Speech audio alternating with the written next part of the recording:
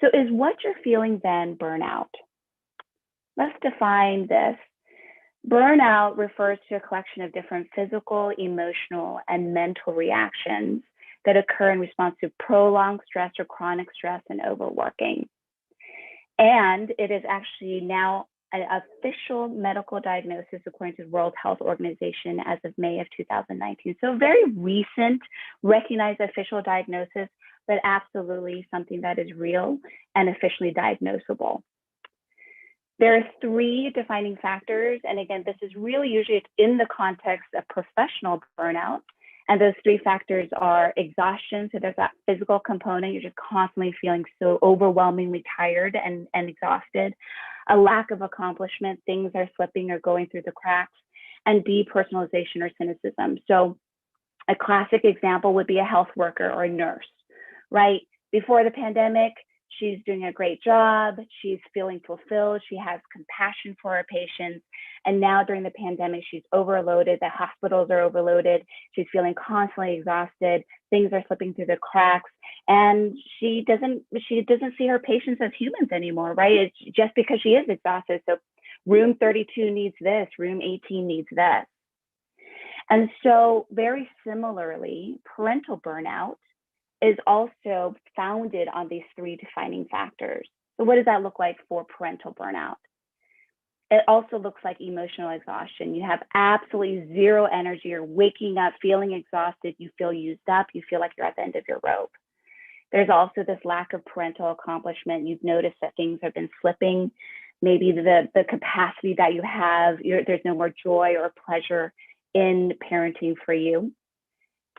And there's this emotional distancing. So you're noticing this pulling back from your child's day-to-day well-being and education, homework. You really couldn't care less. There's just kind of this feeling of bluntness that you have when it comes to feelings towards your children.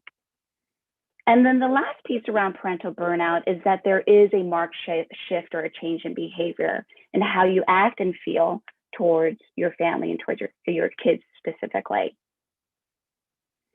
It's important to note that it is a separate phenomenon, right? So you can be totally detached from your kids and feeling burnt out in the parental space and be well functioning and feeling energized with your colleagues and brainstorming and strategizing at work. And you can be totally overwhelmed at work and then feel joy and energy and pleasure in parenting. So they are separate. However, it's important to know that if either kind of burnout is ignored, it will absolutely bleed into everything. It can affect everything. So it's important to identify some of the symptoms wherever they may be and to address it immediately. This last piece here before I talk about the strategies and tips is I think it's really important to distinguish the difference between stress and burnout. So they are the same side of the coin because burnout is a result of chronic stress, prolonged stress, right?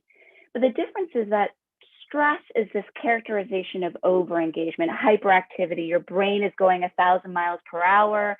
There's this sense of overwhelm, urgency, and maybe a loss of energy because of that, right? You feeling like you're drowning in responsibilities. And it can lead to feelings of anxiety disorders, and anxiousness. But if stress is feeling like you're overwhelmed and feeling like you're drowning in responsibilities, then burnout is feeling like you're completely dried up. There's nothing. You're running on gas fumes. It's characterized by disengagement. Your emotions are blunted. You're feeling helpless and hopeless.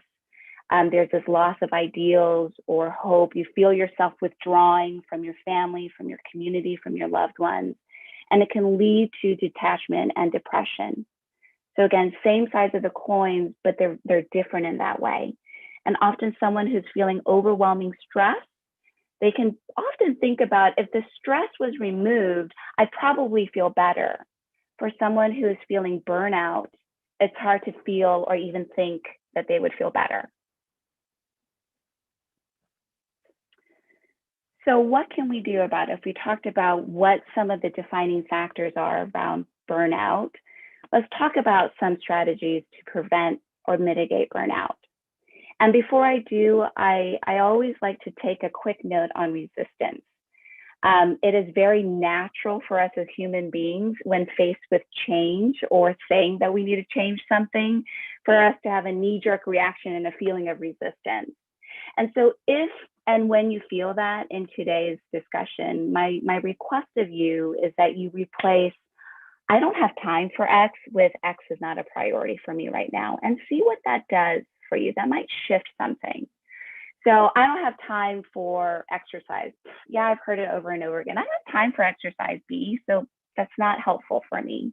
Okay, but if you say exercise is not a priority for me right now, that might actually be, yep, I can confirm exercise is not a priority for me right now. Sleep is more of a priority, right? Spending time with my kids might be a priority, but it also might be you realizing, oh, yeah, exercise is a priority for me.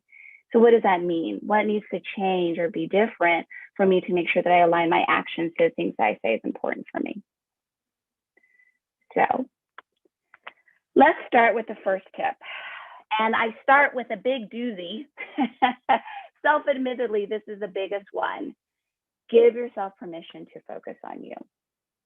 And this is the reason why I lead with this very big, long game view that I led with at the beginning, the long game view, the perspective shift, is that because this is the number one resistance I get from parents. I don't have time for myself, right? I have 1,001 things on my to-do list every day. Fine, but I'm going to put myself at the very bottom. And so day after day after day, because we know that we never get through the rest of the list. So day after day, we continuously defer ourselves.